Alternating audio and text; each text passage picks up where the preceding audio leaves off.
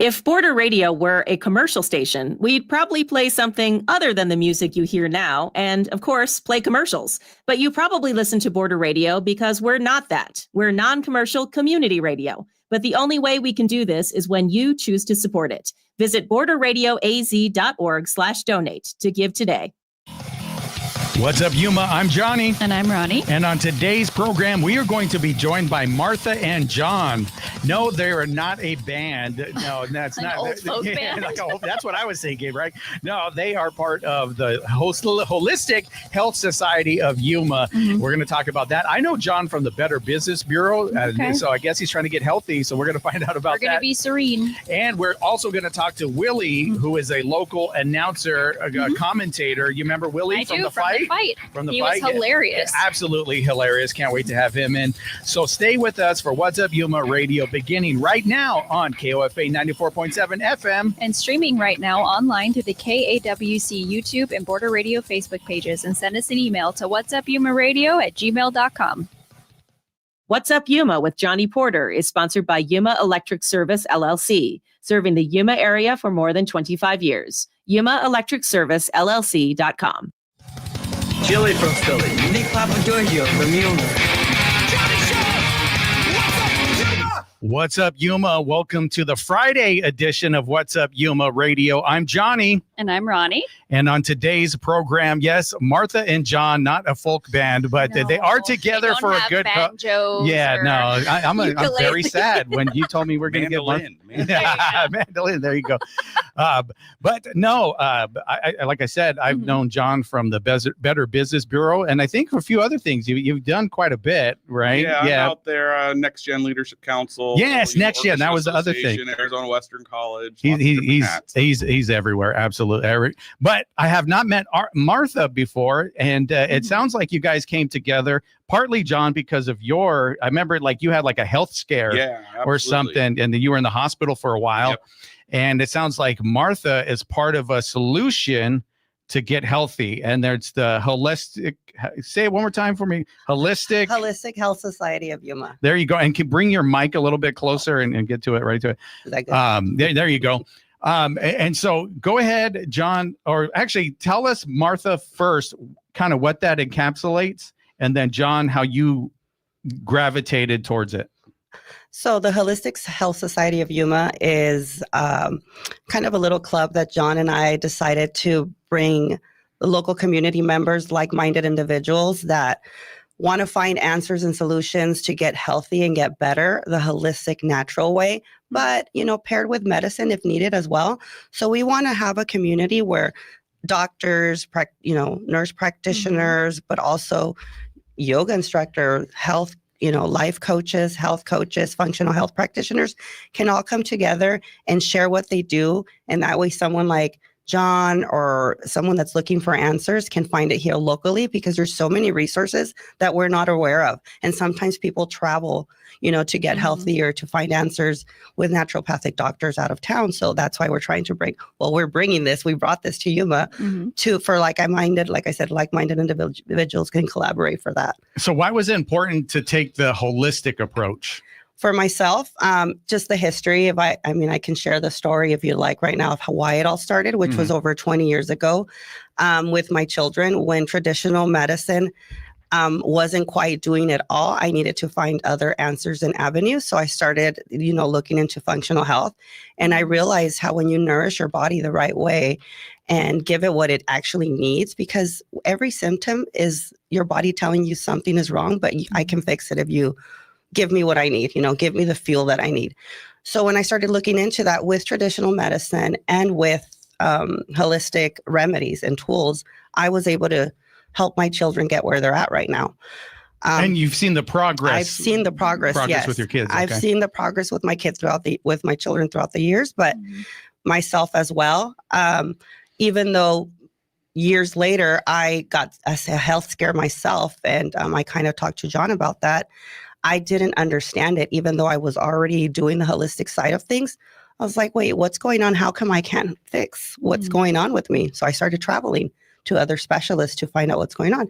Turned out it was a genetic disease, but again, with medicine and with holistic traditional medicine as well, I was able to get better, and I don't have to live in pain for the rest of my life. So you mentioned your children. Did they have specific ailments or something that was they were diagnosed with that you would be willing to talk about? Yes. My youngest son, more than anything, he was diagnosed with Tourette's and OCD, and we were going to they were going to put him on medication that people with schizophrenia or diabetes would usually take. And my husband and I decided that wasn't the way we were going to go.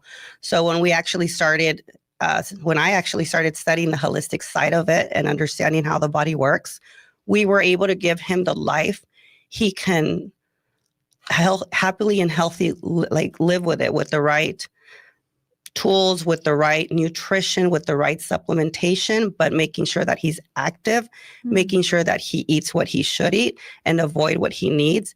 Then he doesn't need to take medication. You don't always need it. When you need it, but not always. And I was just afraid that he would have to take antipsychotics for the rest of his life, and he would have to be dependent of those. So what were some of the initial things you did with your child that you saw improvements with? So elimination diet. Elimination, getting rid of stuff. Get rid of stuff. So just keep like a journal. Yeah, and everyone's different. So sometimes dairy affects, certain individuals, but some other individuals can tolerate it very well, right? What was causing him inflammation and what was causing him to react and tick depended on what he ate. And he understands that now, so it's great because now that he understands that, he can go and do whatever he needs. And if he eats something he shouldn't, he'll tell me. And sometimes he doesn't, but he feels it. You're like, you're being weird. What did you eat? Yeah. And he knows the difference, right? And he's always going to have it. But if we gave him if we educated him on it, then he was going to be able to have that happy life he always wanted without being, I guess, drugged. And it sounds bad to say it, but food affects mood. Oh, I tell everybody that. I notice it with myself. Yeah. If I eat a bunch of carbs or if we don't feed Ronnie before the show, oh my God. I tear all the cameras down. That's a different story, right? It's hangry. Oh my God. I know when I'm at home and I'm like irritated, my husband and son probably, are you hungry? Like, yes, feed me. So how old was your son when he was diagnosed, and how old is he now, and how long has it been? So he was 6 and he's 16 now. So 10 years ago. Wow. Yeah. And before that, when did the journey start? For him, it started probably right at 6 when he was harming himself in his sleep. No, but the health part. Oh, the health part? Yeah. Immediately, I just started deep diving into it. But, but before that, I already kind of understood that because my oldest, had another disease that we had to take him to a functional health practitioner.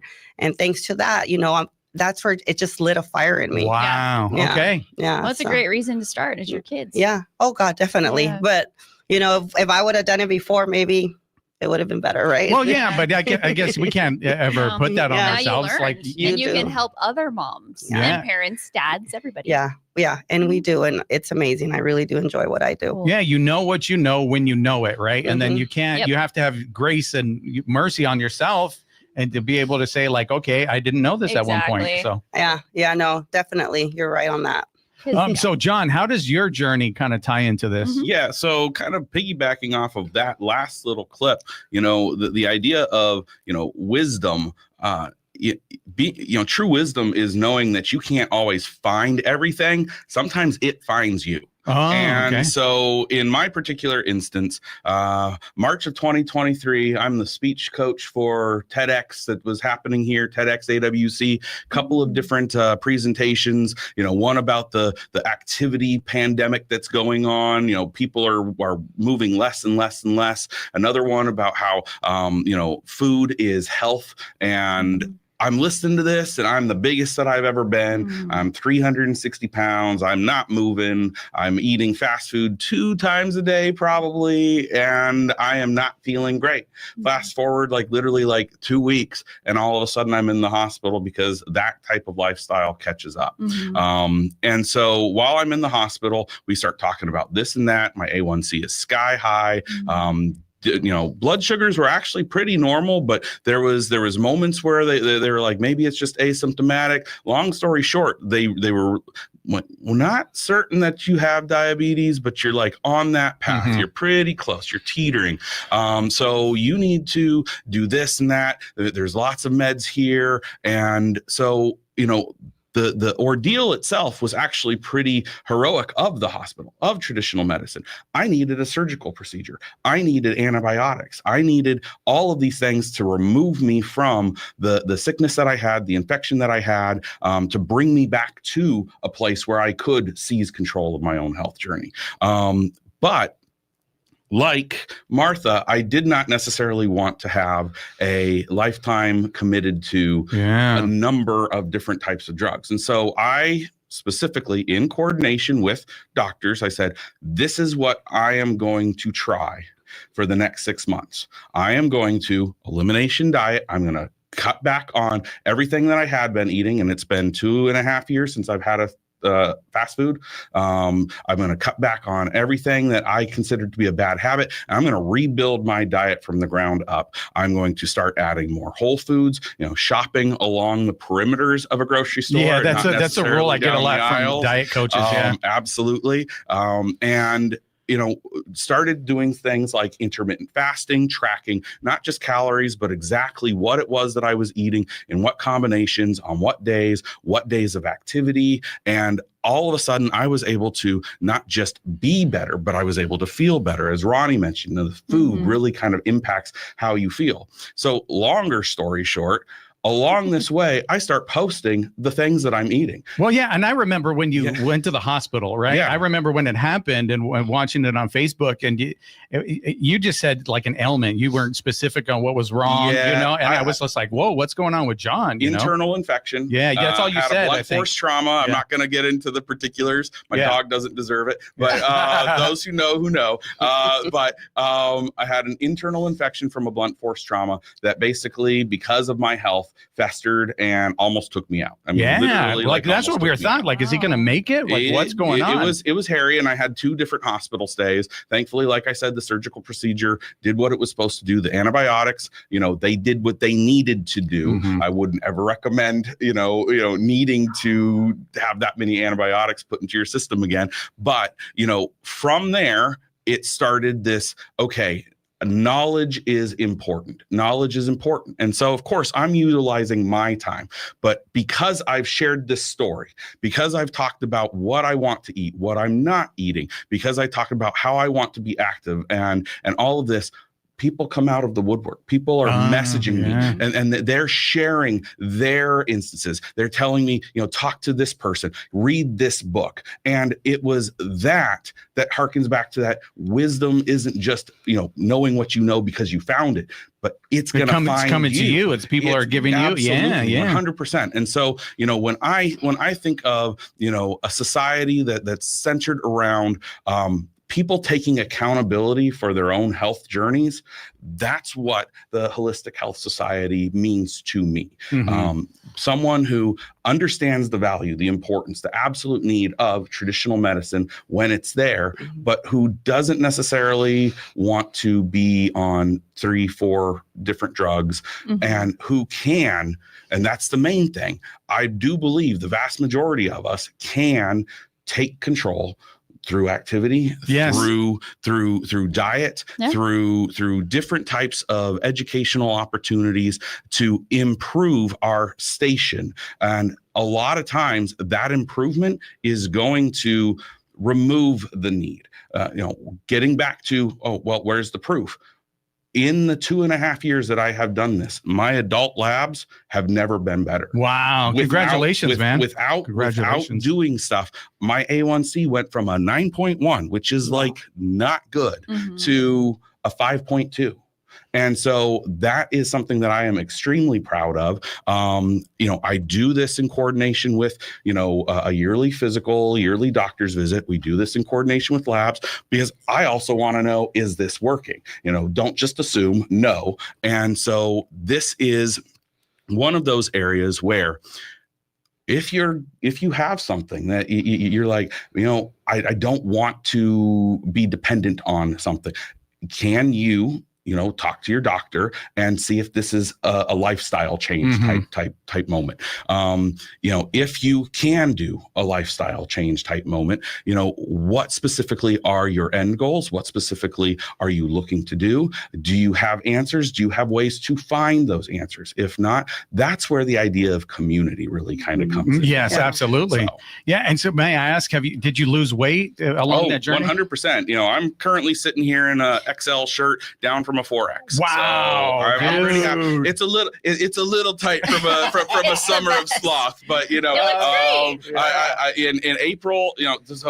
April, every April I do a anniversary of what I call rebirth. It was actually on an Easter weekend where I was discharged from the hospital. I'm not saying anything. I'm just saying that's pretty cool. And so that new lease on life, I walked over 1,000 miles that first year to reclaim my health. Last year, I walked over 1,300 miles with about 400 of them being dedicated hiking trips. And we're talking Grand Canyons. We're talking Kendrick Mountain Wilderness, which is a literal 11,000 foot mountain with a 1.5 mile incline. And then in April of this year, to celebrate the 2-year anniversary, a friend of mine, we went to Moab, we went to Arches, we went to Canyonlands, we did some backpacking, about 42 miles over a 3-day hiking trip. My knees were spent. But you did it. Yeah, I did it. I did it. And so, then it was, I got to rest and recover, and then it got too hot, but I'm absolutely anticipating the day where I can get back out there at 5 a.m. and start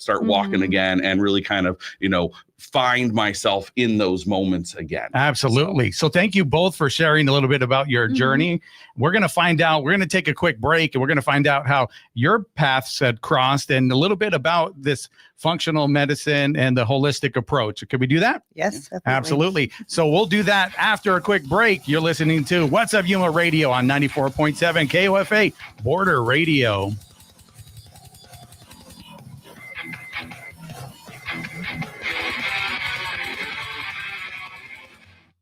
What's Up Yuma is sponsored by Yuma Electric Service, LLC, serving the Yuma area for more than 25 years. Specializing in residential and commercial wiring, services also include EV charging unit installs and solar-ready service panel upgrades.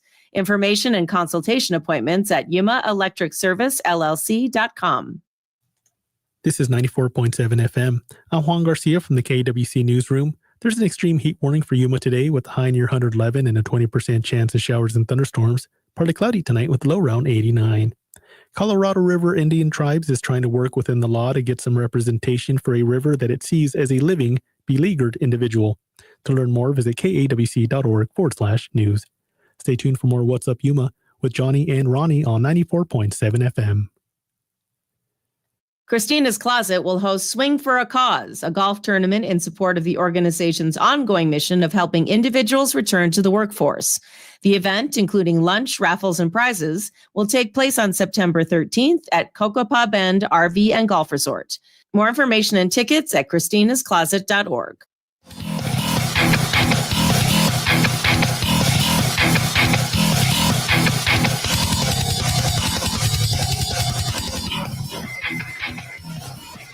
What's up, Yuma? Welcome back to What's Up Yuma Radio. We're here talking to Martha and John, both part of the Holistic Health Society of Yuma. Okay. I always get caught up on the names, but so thank you for both sharing a little bit about your journey. So how did your paths cross? Like, how did that happen? So I met John over a year ago when I applied for BBB, and from there we just stemmed a friendship.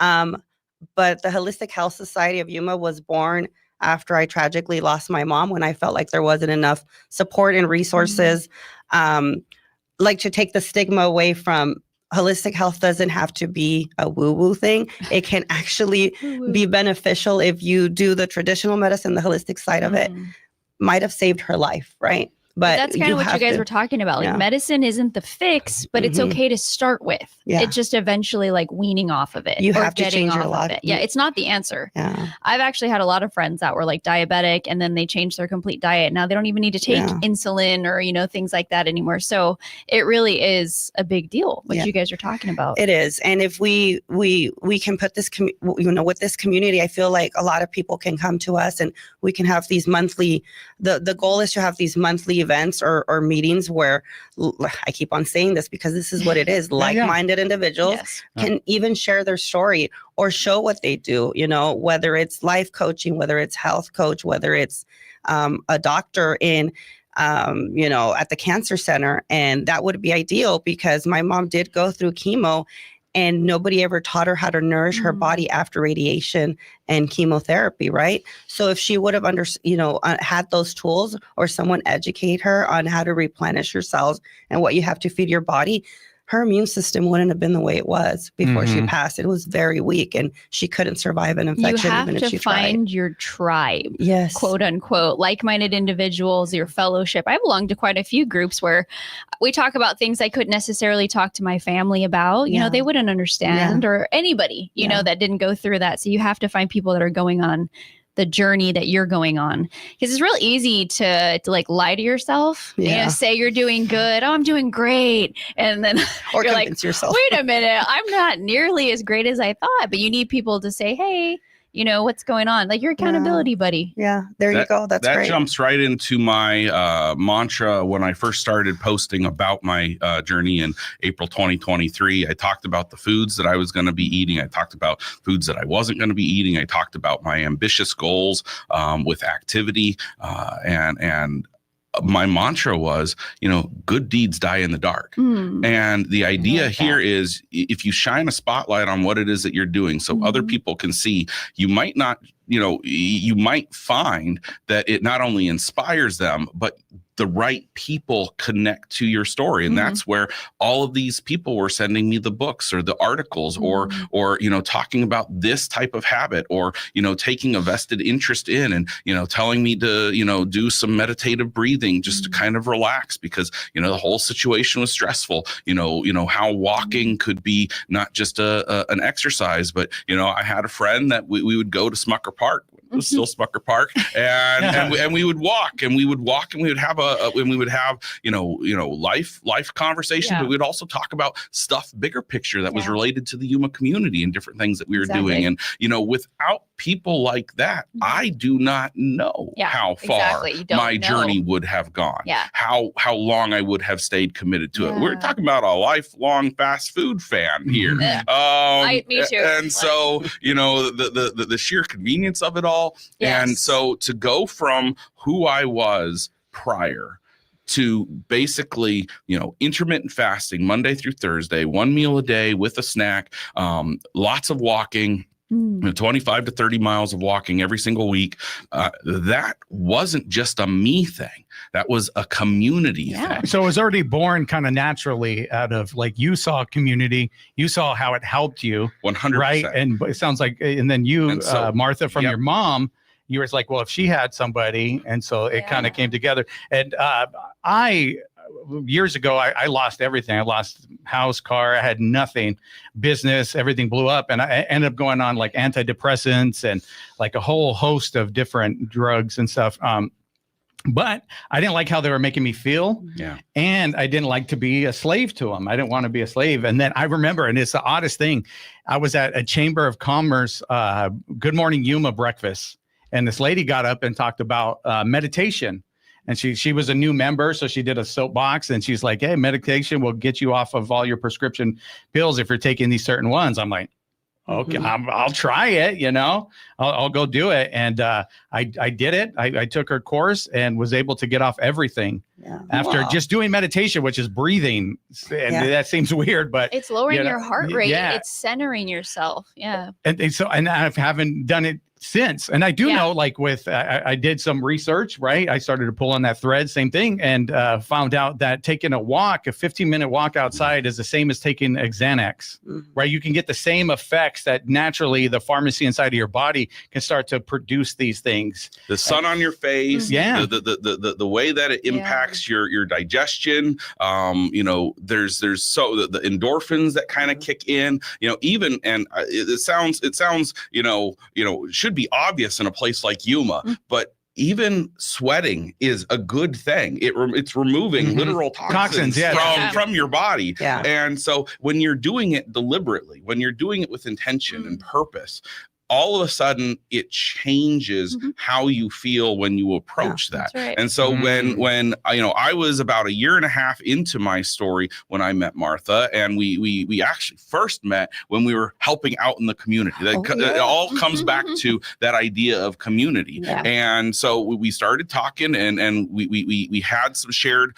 commonality, and all of a sudden it was how are you doing? How are you along this journey? The before and after photos I showed Martha, she's like, you're a completely different person. I'm like, and it's that type of stuff that really kind of, motivates and compels. And again, I say it, I would need the second half hour if I named every single person in Yuma and how they helped me in that first 6 months. We'll have to bring you back. So you can just say names just after say names. Just a list I like of what you names. said Like about the the end sweating. credits. Just sit here and listen to him, guys. Yeah. I like what you said about the sweating. Like I'm walking from the parking lot into the studio and I'm sweating. So irritated by it. When I'm working out and I'm sweating, I'm like, this is great. This is great. I love this sweat. I feel great. It shows me I'm working so hard. Absolutely. So I do want to say that I think it's really beautiful that out of the grief of your mom, this came about. Like that's sharing grief. So do you find that other people come in with grief, or what is like the number one reason they come in? So before the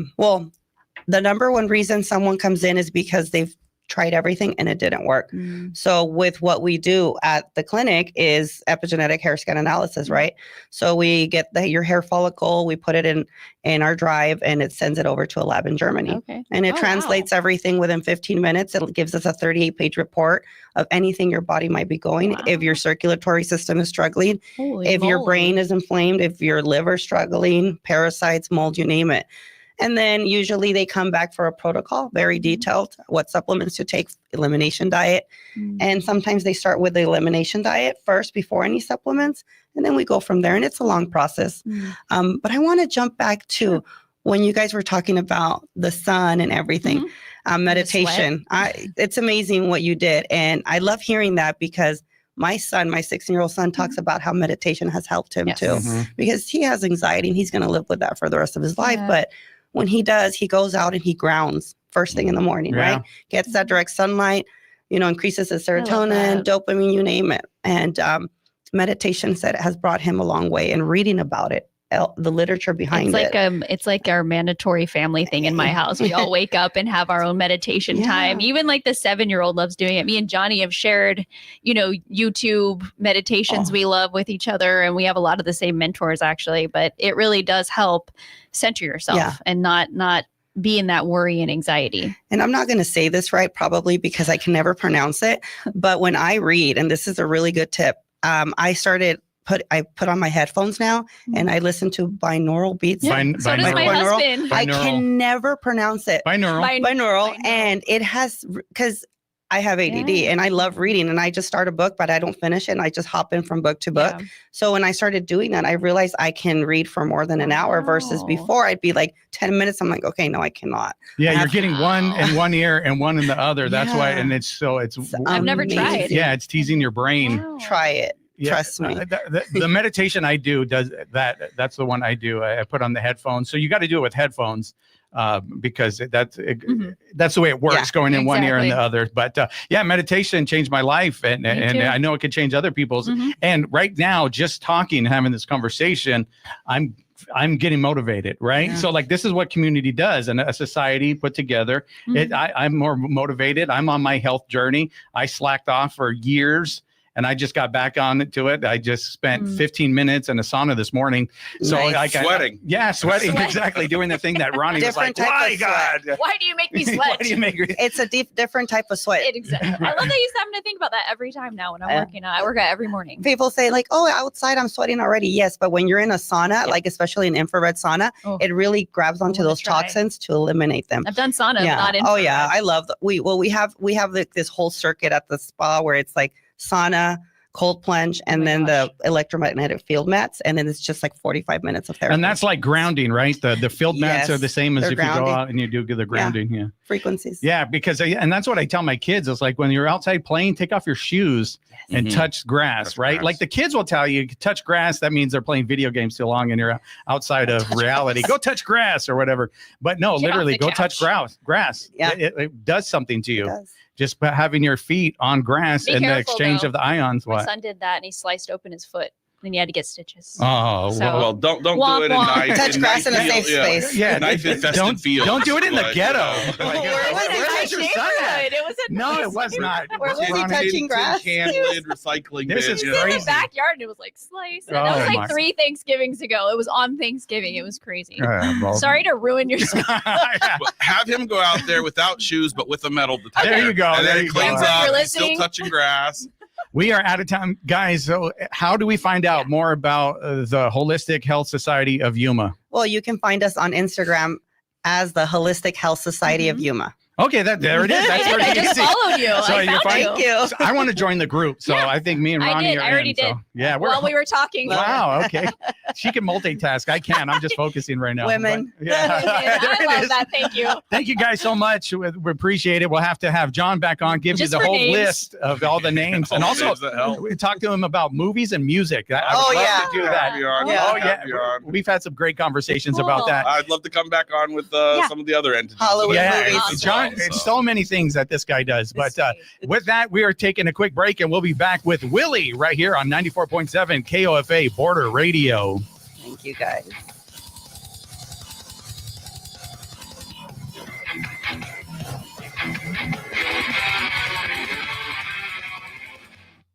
Blood services provider Vitalant is hosting blood drives at Yuma locations on an ongoing basis.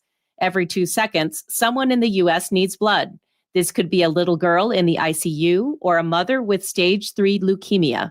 Donations of all blood types, especially O, are needed. Appointments at donors.vitalant.org. Next time on the Retro Cocktail Hour, we've got the new exotic sounds of the Voodoo Five, the wild flute of Yusef Lateef, plus the Three Sons in stereo action.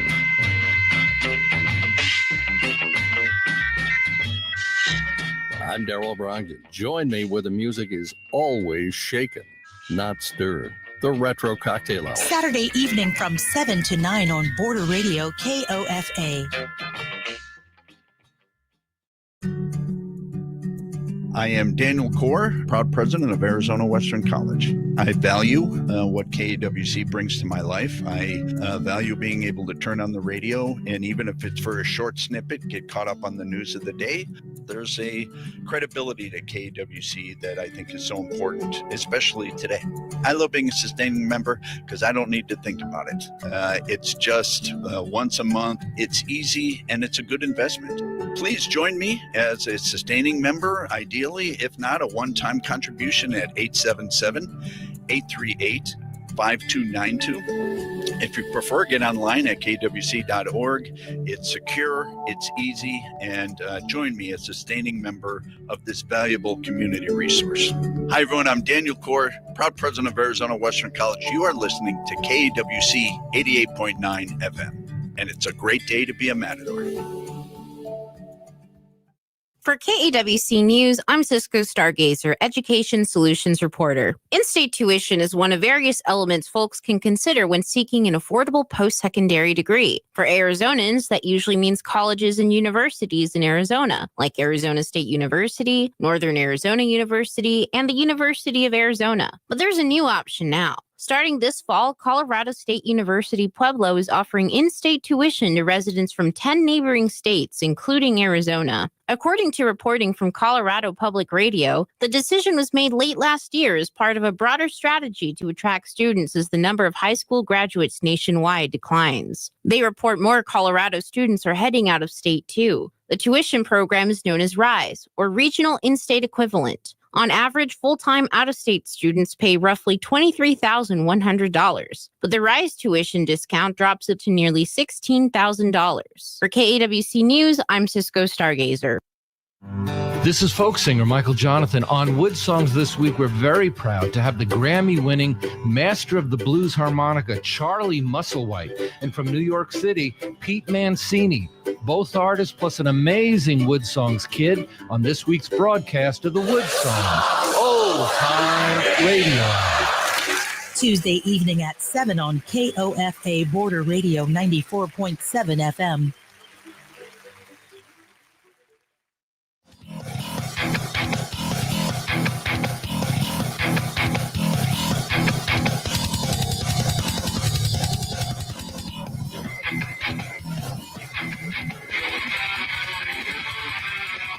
What's up, Yuma? Welcome back to What's Up, Yuma Radio. We are here now with Juan, who's better known as Willie, and you want Willie, right? Like that, you prefer Willie. That one? Yes, sir. Willie, the real on wheels. Willie, and people know you or know your voice, at least if you've been to any of the YFL fights. Or I love those fights.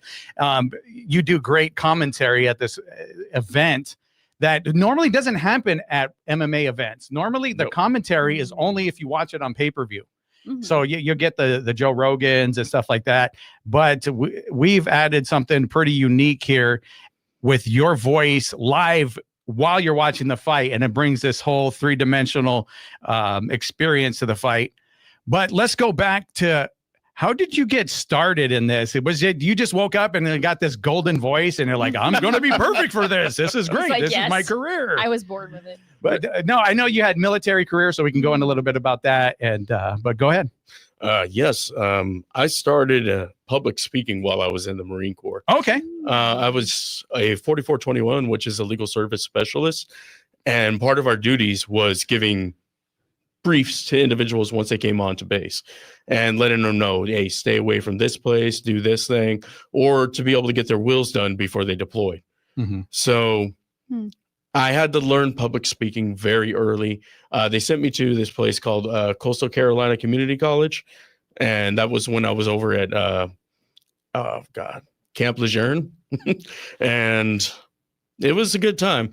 But I think that would be the beginning of it. That's the beginning. But as far as the golden voice thing or whatever that you're saying, I appreciate it. I don't believe it that much, but I do appreciate it. You have a great voice.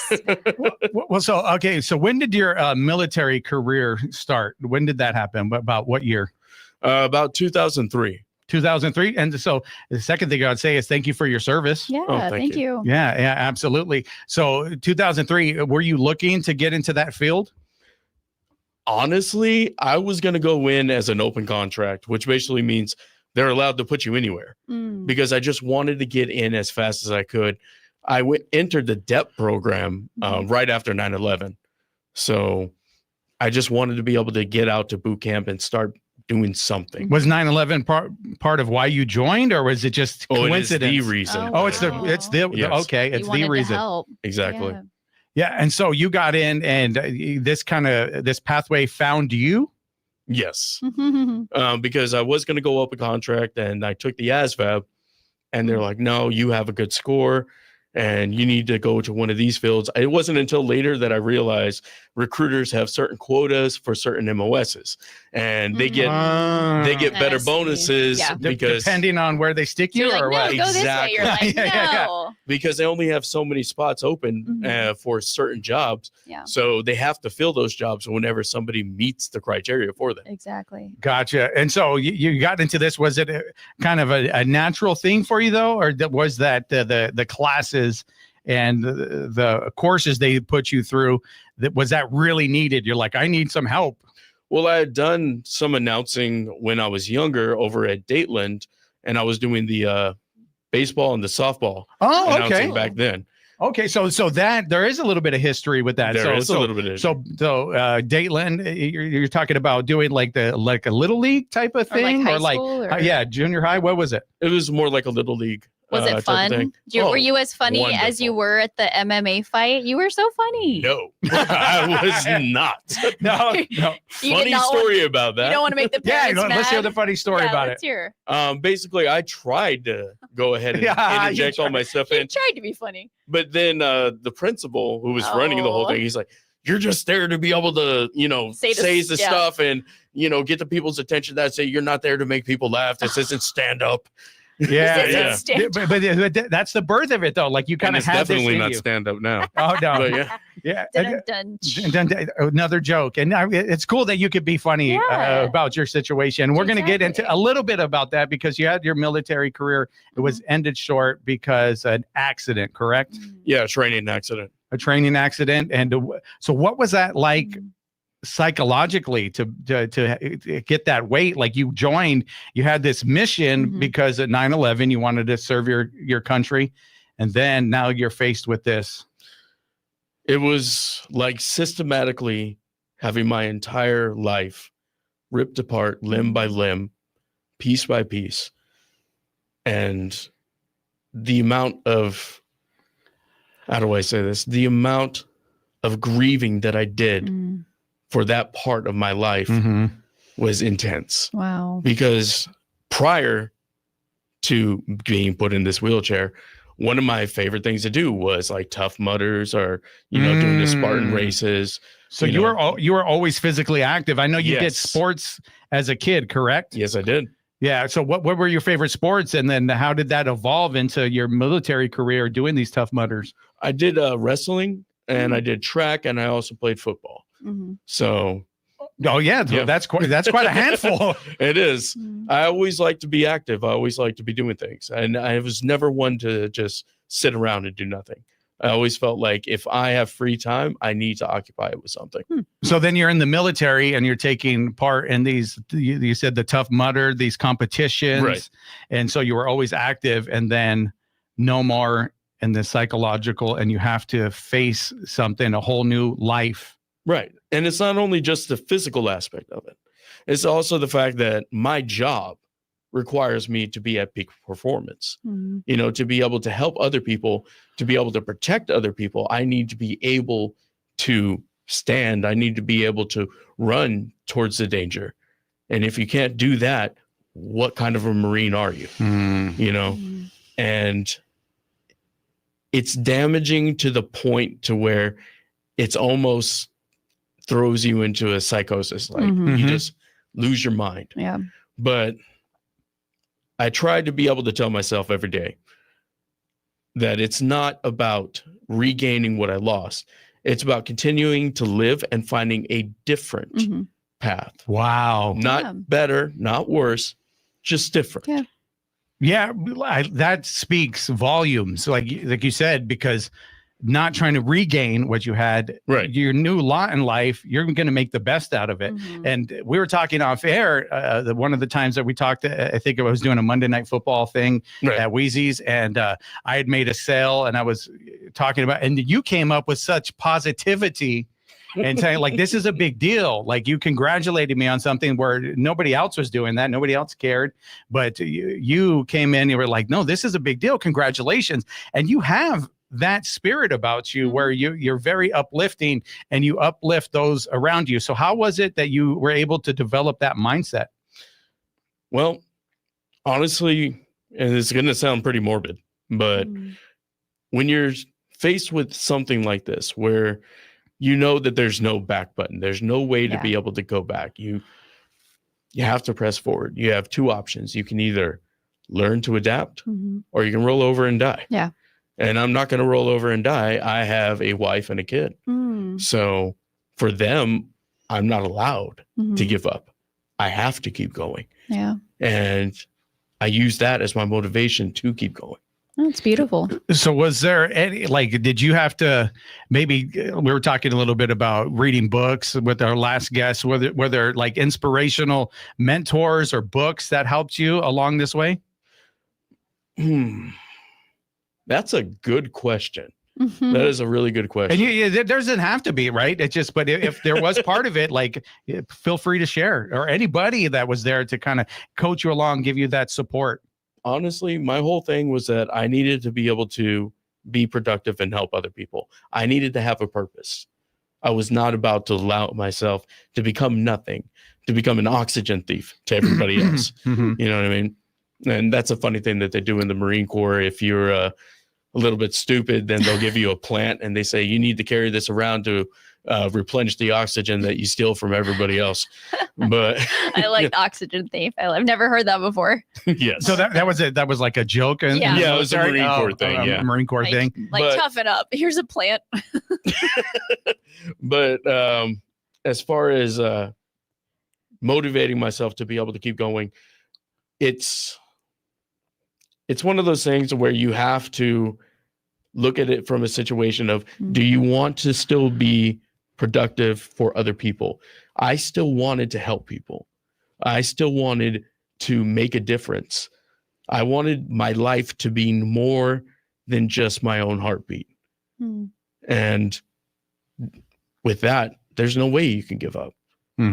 Another thing, in my job, be a 4421, like I told you, legal service specialist, you talk to a lot of Marines that are having their very worst day because they're in legal problems. Yeah. Oh, okay. Right. I worked in defense for a good many years.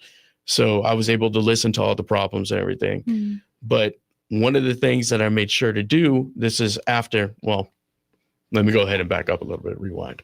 But it was about my second or third week working in defense.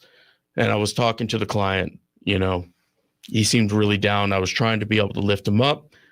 And in 1 second, it felt like he was getting better. He seemed more happier. Everything seemed to be going right. And then the next day I got the notification that he had hung himself. And from that point on, I made it my job, my duty, to be able to try to recognize those signs and symptoms. Unfortunately, in the Marine Corps, if you're going, not only is it every soldier, sailor, and Marine have heightened stress on them, it's also the fact that when they're going through legal trouble, they are 10 or 20 times more likely to be able to commit suicide. Wow. And if you don't catch that in time, nobody's going to catch it. Then they're just going to die.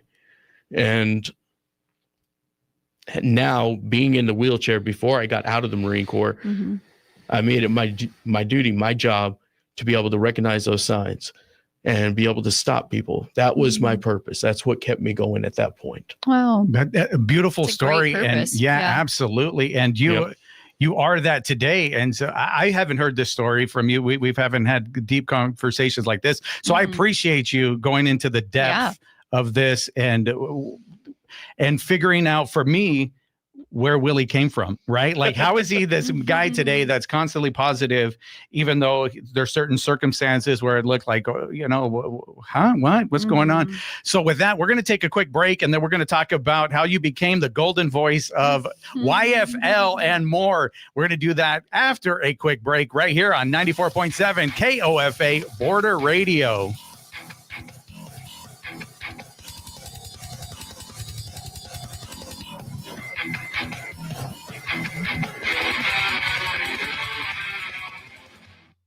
What's Up Yuma is sponsored by Sunrise Cleaning, serving the Yuma area's residential and commercial cleaning needs. Sunrise exclusively uses eco-friendly cleaning products and provides specialty services such as solar panel, carpet, and RV cleaning. More information and appointment booking at sunrisecleaningaz.com. Next time on the Retro Cocktail Hour, we've got the new exotic sounds of the Voodoo 5, the wild flute of Yusef Lateef, plus the three sons in stereo action.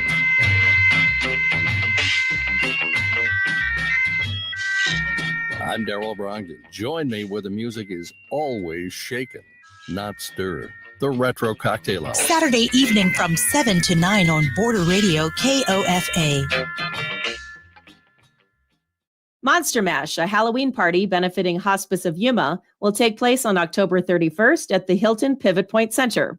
The event will include dancing, a raffle, appetizers, and contests with prizes. Details, tickets, and sponsorship information is available by calling 928-343-2222.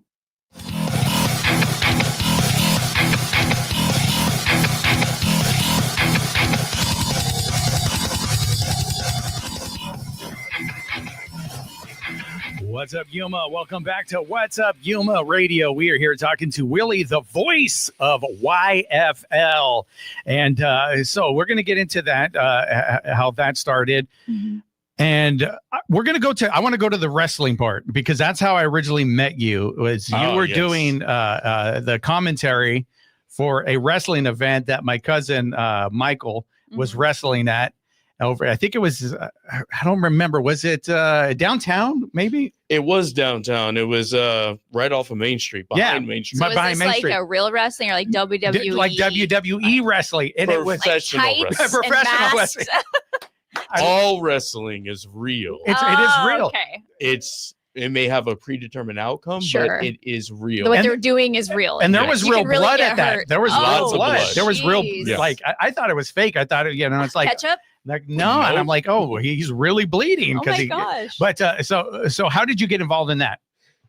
After I got out of the Marine Corps, and like I was saying previously, I had that purpose. I lost that purpose after I got out of the Marine Corps because I didn't have any more clients to be able to help out.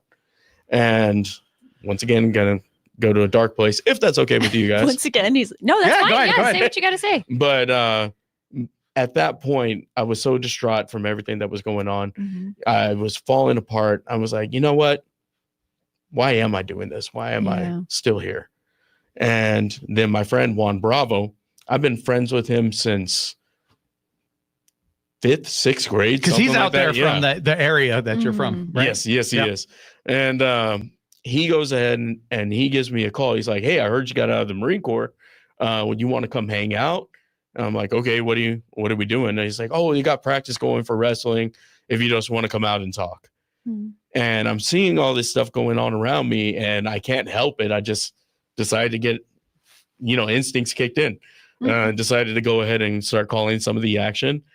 And they are loving it. A lot of them are having a hard time trying to keep focused because they're laughing or something like that. Yeah. So did you were you a fan of professional wrestling, Ronnie?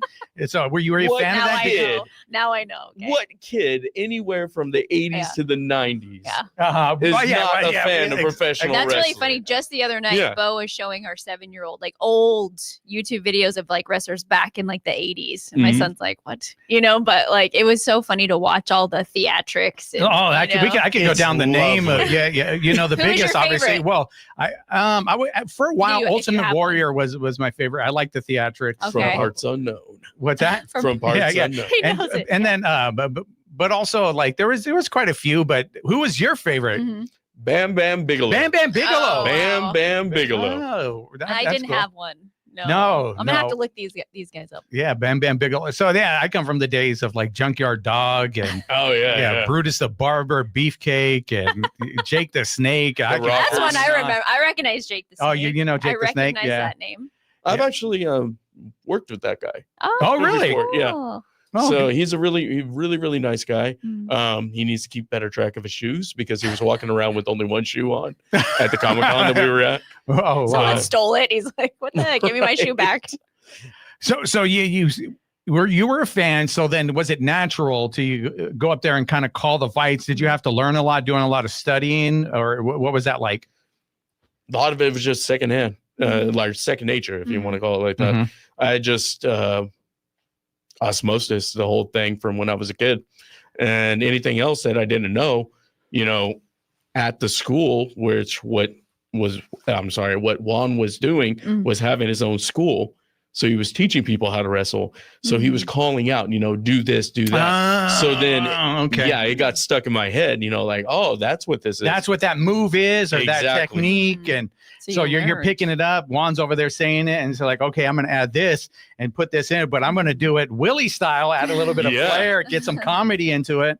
And the whole idea is when you start working with a particular promotion, you start getting to know the different wrestlers over there. You start to know because they have different personas, right? Exactly. Because that's what it is in professional wrestling. You have your unique persona and something that you do a little bit more theatrical. Right. And when you get used to their style, you can almost start to predict what's going to happen and what's going to go next. So you have that half a second in your head to be able to come up with a quip, and deliver it right on time. I have a rule that I've taught to everybody that I've taught to announce, and that is you have to get in something within 3 seconds. Wow. You have 3 seconds to be able to call something that happened in the ring After that point in time, it's over. It's gone. Over. It's gone. No one It's gone. remembers That it. They're golden like, opportunity is gone because new stuff is happening. Yeah, exactly. Mhm. Yeah, you have 3 seconds to be able to call something out. After that point in time, it's not relevant. Move on to the next thing. Yes. So, Johnny, you've done everything in town. Have you ever been a wrestler? I've never wrestled. No, I didn't. But What would your should get on persona that. be? What would Johnny's persona be? I don't even know. Yeah, I'd have to come up with one similar to Ultimate Warrior probably, and have the things wrapped around my big muscles. You know. Yeah, he had those. I think I could see him as like a CM Punk type. Oh, like a CM Punk. Yeah. Along with like a microphone. That's newer that's like a little bit beyond. I'm 45, so I'm old. I remember Hulk Hogan and Andre the Giant wrestling, you know? Yeah. And that's when Andre the Giant was on the end of his career. Your name would be like the Nap Master. Absolutely. So you're calling this, and we meet at that event, and I am just loving it.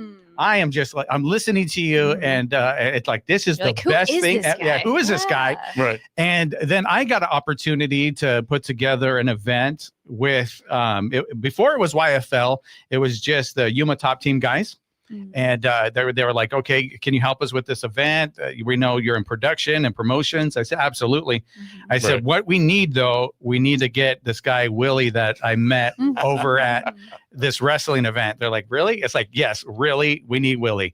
And he needs to be over there, and he needs to do it. And it's like, well, can you help us figure it out? So I had to set up the whole table and the microphones and kind of figure that all out, and got you with my mentor, Russ Clark. He was over there to help you with a little bit of the commentary. And Ronnie, to your thing, I fought that night. I thought that I was in the fight. That was the sheriff fight. It was the city council. Our father, city councilman, boxing. But anyway, that went over great with the crowd. They loved it. Willie, I loved it. Yeah. You loved it. Yes, it was so great to be able to see you get out there. Well, I'm talking about you. You were great. Like I was gassed out. I lost the fight. Like Johnny's down. Yeah. The way I look at it is that announcing, you guys, the people in the ring, they're the steak. You know, they're the main part of the meal. I'm just a little bit of seasoning that you throw on top. You're like the spice. Exactly. That's it. Yeah, the spice. Well, it went over so well, right? Yuma Top Team continued to do their thing, and now it's YFL, which is at a whole new level, correct? Yes, and it's on a sanctioned level now. Yes. Yeah, they just had their first sanctioned fight this last time. That was my YFL first one. The first one that you went to. My very first one. Because Johnny let me sit at his table. He's all, I have an extra seat. Oh, yeah, I'll take it. And it's when I first met you. We didn't really meet, but I heard you. And I was like, this guy is hilarious. Me and my husband loved everything you were saying. It was just so, like you said, it was that 3-second rule. You were so fast. That's what's so witty about it. That's what you have to do. You have to stay on your toes. I know, funny coming from the guy in the wheelchair, but yeah, you got to keep on your toes. I guess that's a real world way of doing that. Like you said, stay on your toes, and then you went directly to your wheelchair. I wish my brain worked like that. I can't even get down what organizations these people are from. We're like, I can barely talk. To, Johnny? Get it out. I do this for a living and I can't talk, Willie. I wish I was you. But so what was it like the first time the YFL won? I think it was at the casino, right? And now you're a little bit bigger stage. Were any nerves or? Funnily enough, no. No. I love talking to people, which is funny because I don't like being in large crowds, but I love being able to speak to large crowds. Yeah. I just have to be away on my own little island on that own table. You know what I mean? Yeah. I feel that. I exactly know what you mean, because I would DJ and I would host events, and I liked being behind a DJ booth. I was like, I just leave me alone and let me talk. I just want to be back here. I don't want nobody to do anything with me. I don't want to socialize. I sound like it, but so people come up to me like, oh, he sounds like he's a party guy and fun. You're like, no. Like, absolutely not. Like, I'm not that guy, but I get paid to anything after dark. No. But so more YFL events coming up. And you're going to be the voice. Party people. 6 feet. 6 feet. Get back. See, there's that 3-second rule. Yeah, no request. Right? No request. So you're going to continue on with YFL and continue to be the voice, correct? Yes, as far as I know right now. Do you know anything different? No, I don't know anything different. I hear nothing but good things. And you're excited for the future? Very excited. I do have a lot of things going on though with my health though. Mm-hmm. So I am looking to be able to find an apprentice. Okay. I can go ahead and teach up on things. And I'm hoping that by being on this show today, that if somebody would want to reach out to me, I would greatly appreciate that, because I feel like it's important for us to be able to keep local things going. Absolutely. So if you're listening, you want to be that apprentice, nobody better to learn from than Willie right here. Thank you so much for coming on, Willie. Thank you for your service. Yay. I appreciate you, man. And we'll have to get you back on as we progress. And with that, What's Up Yuma Radio is a production of KAWC, Colorado River Public Media. We broadcast from the studios in the Matador Activity Center at Arizona Western College in Yuma. We want to thank our engineer, Talon Gonzalez, Anthony Arnales, Juan Garcia, and Dave Reek. And you can find out more about KAWC at kawc.org, on Facebook at KAWC Radio, and on the KAWC app. And stay tuned following our program for KOFA Midday Music. And on our next show, we're going to have Joe Daly. I believe he's the principal of KOFA, right? New principal. Right. And also Roxanne, and she's part of Outreach Partners. I believe that's what it is, their new name. Kids. All right, and you can listen to the podcast version of our program and check out past episodes at kawc.org/podcast/What's Up Yuma Radio, and email us at whatsupyumaradio@gmail.com. All right, thanks again, Willie. Any last things? Go ahead. Do something cool. Say bye. Ladies and gentlemen, my name is Willie, the Reel on Wheels, and it has been a heck of a good night. Thank you and goodbye. What's Up Yuma with Johnny Porter is sponsored by Yuma Electric Service, LLC, serving the Yuma area for more than 25 years. YumaElectricServiceLLC.com.